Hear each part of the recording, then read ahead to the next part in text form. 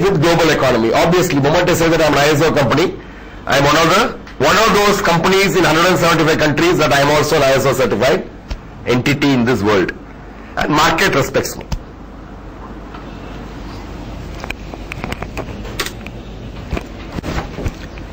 Next benefit, sustainable business.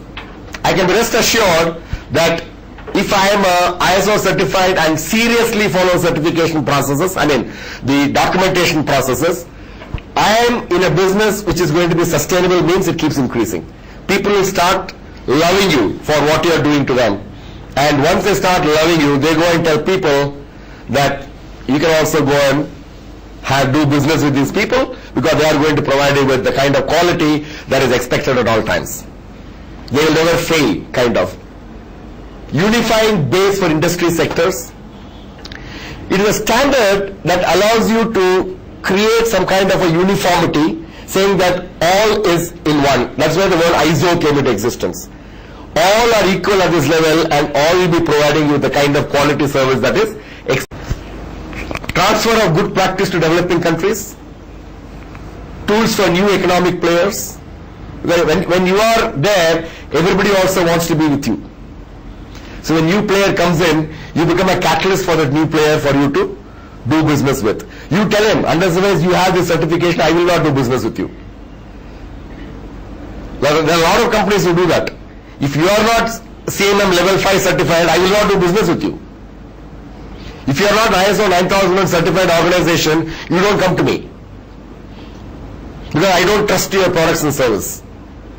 You don't seem to be following any systems and guidelines and procedures. Integration. Moment you are a certified organization, integration takes place basically because everybody wants to be with you. Everybody likes you. Everybody wants to do business with you.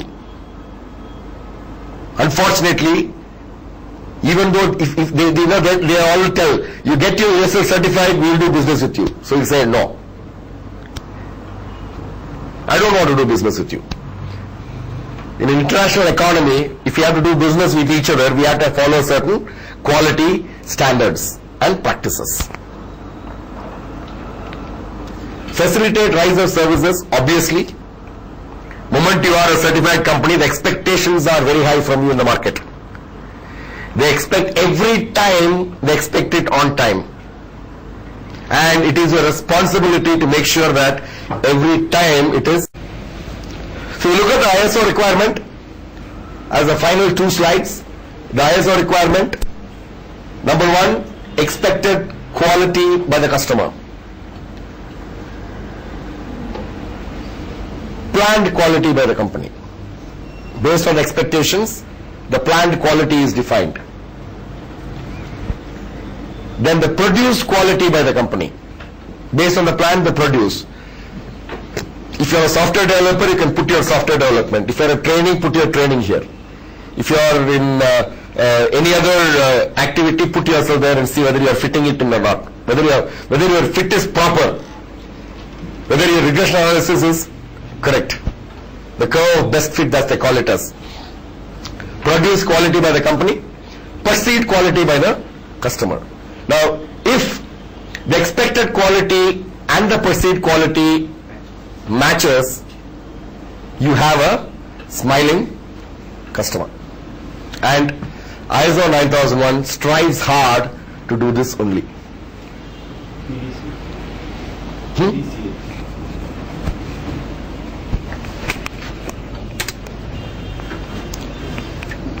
How? It is basically by what is called as a Deming's wheel of improvement.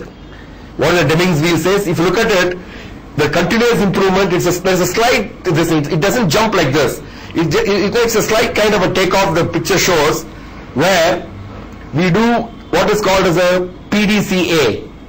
You plan, you do, you check, you act. Once you finish that, again you plan, do, check, act. So every time you do this, you keep increasing your capability. That improvement starts becoming better and better, but at the same time it is only a very small improvement that happens. It's only a very small improvement, but that very small improvement delivers plenty to the customer. This is called, very famously called as a Deming's wheel. Deming's wheel of continuous improvement, also called as a PDCA. Plan, do, act, check, act. So for all these things, we have to have requirement translating it into practice.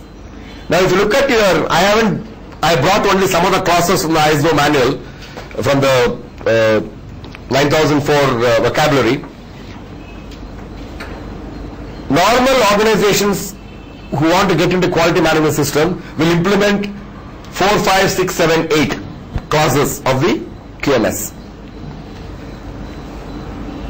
If you look at the first one, clause 4. Clause 4 requirement is that this is what we have to do first. Is QMS, that means quality management system, define QMS. Documentation requirements. We have to also define what are all the documents that are to be created, written, maintained. Then comes management responsibility, that is clause 5. Management responsibility includes management commitment. What you ask will get answered here. Okay. Management commitment, customer focus, quality policy. We have to have a quality policy. Then planning, responsibility, authority, who should do what, who should be the management representative, what are the powers of the MR. All these things are defined in the manual, but the management has to take care of that. Authority and communication, what meeting, when, where, how. Then management review. Management review is nothing but reviewing the progress of your existing system, or your 9001 system has to be reviewed periodically. And at the end of every review, you will have a review meeting which will tell you whether you are still on track or you are gone out of track, and how you are going to come back into track. That is where your CAR report and your NC report comes into existence. Then comes clause 6, resource management, provision of resources, human resource, infrastructure, work environment. All these things comes under clause 6, or resource management of the ISO 9001 systems and documentation procedures. 7, product realization. What is product realization? The end result. Planning, customer related processes, design development, purchase, service provision, control of measuring devices. What do you mean control of measuring devices? Your software testing tool, what you use to find out whether the software runs properly or not. Or my control by measuring device could be, I ask the student for oral feedback, written feedback. So I try to I measure where I stand. So we talk about product realization, because this can happen only if other things are implemented in the right direction. So in a 9001 system, it automatically gets implemented. Product realization. Then 8, measurement, analysis and improvement. Monitoring and measurement, control of non-conforming product. Whenever I find that the product is non-conforming to the existing system, I have to control it. How I control it? Either the product can be modified or eliminate if it is not worthwhile modifying. Sometimes it may so happen that you have to recreate a product or a service. It is not necessary that the same product or service can again and again be modified. So you have to control a non-conforming product. Analysis of data. Here normally we use a lot of statistical tools to do analysis. Trying to find out where I stand, and then I start improving. Once I come to improvement, the improvement keeps again going round and round. It never stops. But this one, QMS, management responsibility, resource management, once it is properly defined, even here there could be changes over a period. Because there are going to be some cases, some ideas that allow certain things to be modified. You cannot change the entirety, but there could be modification. And the modification is accepted only at the accepted or rejected, only at the management review meetings, depending on what kind of suggestion that has come up, the Kaizen can either be taken in or not taken in. So, a person should not feel bad that my Kaizen did not work this time. It is not that. It's not, we are trying to fight as whose Kaizen is going to be better. Every Kaizen has certain meaning to that. Only thing is, certain of the Kaizens can implement it immediately, certain can be implemented over a period. So that is where, the waiting time happens. Measurement, analysis and improvement is the last. So normal ISO 9001 certification will take care of clause 4, 5, 6, 7, 8. Within this clause, there are so many subclauses. This is the general main clause. For under 8, you will probably have 8.1, 8.2, 8.3, 8.4, 8.5 like that. So every point has to be taken into consideration.